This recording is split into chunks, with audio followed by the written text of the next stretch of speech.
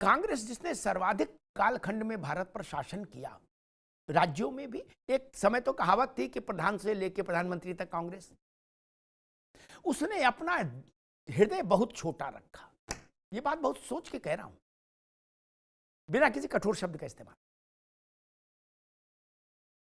आप सोचिए, आप नेताजी सुभाष चंद्र बोस की प्रतिमा वहां नहीं लगा पाए इंडिया गेट पर कैनोपी में, जहां से जॉर्ज पंचम की प्रतिमा हटाई थी इस देश ने।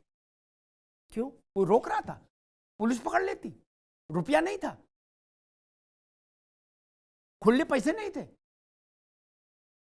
शामियाना बाला नहीं मिल रहा था कि फंक्शन कैसे करें, टेंट नहीं लगा। क्या समस्या थी यार? ये काम 75 साल बाद करना पड़ा मोदी को। 32 टन की अष्टधातु की प्रतिमा, किसी कोण से देखिए नेताजी दिखते हैं। हमारा हृदय गर्व से भरता है कि वो लोग हैं जिनके रक्त से स्नान करके हमारे यहां स्वतंत्रता की देवी का आविर्भाव हुआ था। आप बता दीजिए, आपने भगत सिंह का कोई स्मारक दिल्ली में बनवाया? नहीं। चंद्रशेखर आजाद की स्मृति में दिल्ली में कुछ किया? क्या नहीं हो सकता था? मुझे याद है भगत सिंह को जब फांसी हुई, घोषित हुई कि इनको फांसी दी जाएगी, तो महात्मा गांधी, जो लोग गांधी जी को टूल की तरह इस्तेमाल करने की कोशिश कर रहे हैं, उनको बता दूं, मैं तुलना में नहीं पढ़ता, ऐसी मूर्खता मैं कभी नहीं करता। मेरे लिए चाचा, ताऊ, दादा, बाबा, नाना सब बराबर, सारे पुरखे बराबर। मैं पुरखों पर टिप्पणी नहीं करता। लेकिन गांधी जी ने क्या कहा था? अशोक जी आप भी सुन लो, बार बार गांधी को आप लोग बहुत संवेदनशील बना देते हैं। गांधी जी ने कहा था, आज मुझे इस नौजवान की लोकप्रियता देखकर रश्क हो रहा है, रश्क हो रहा है। हिंदुस्तान में कश्मीर से कन्याकुमारी और असम से गुजरात तक भगत सिंह हो रहा है। महात्मा गांधी ने कहा था। भगत सिंह को क्या छोटा मान दें, कह दें? आप लोग तो टची हो जाओगे। भगत सिंह दिल्ली में कहां है? जहां से देश चलता है वहां भगत सिंह कहां है? और क्यों नहीं है? अंबेडकर को कृपा करके बना दिया नेहरू जी ने। गजब बात करते हैं। नेहरू जी और डॉक्टर अंबेडकर की कोई तुलना नहीं हो सकती, कोई तुलना नहीं हो सकती।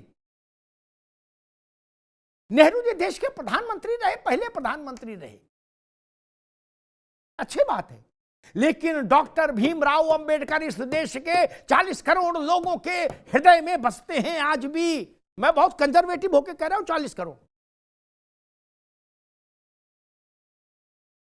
अशोक भाई, एक कार्यक्रम हुआ दिल्ली में, आपको भी मैं कह रहा हूं कि मिठाई लाल भारती को लाके वोट नहीं आएगा अगर ऐसी बातें करोगे अंबेडकर को लेके, जान लीजिए।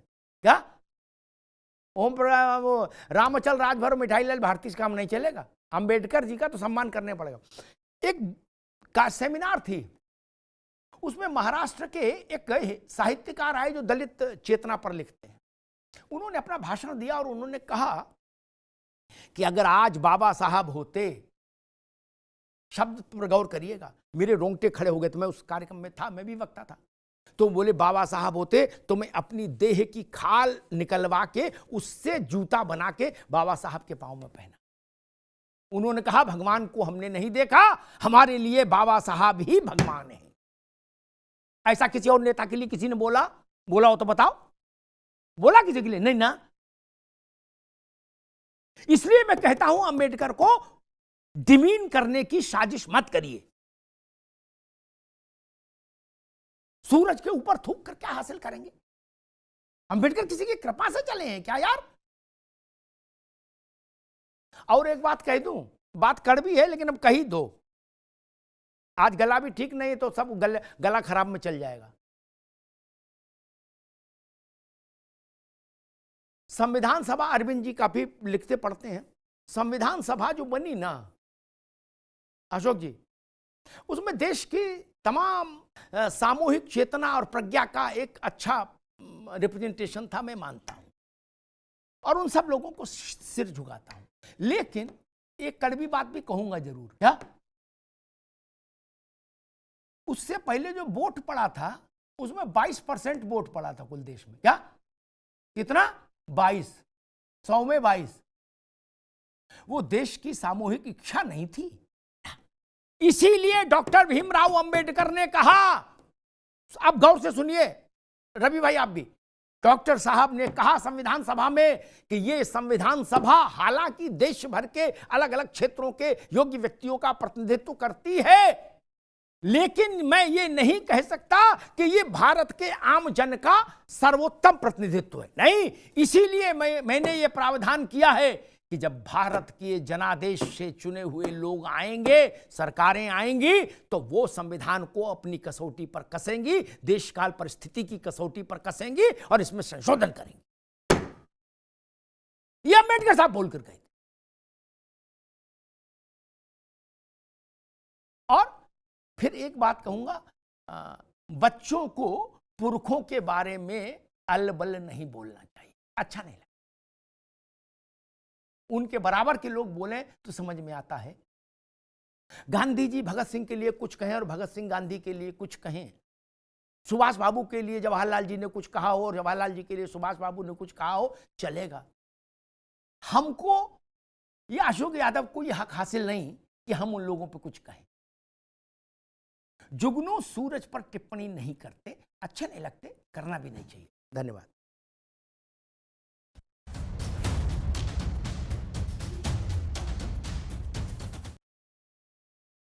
अब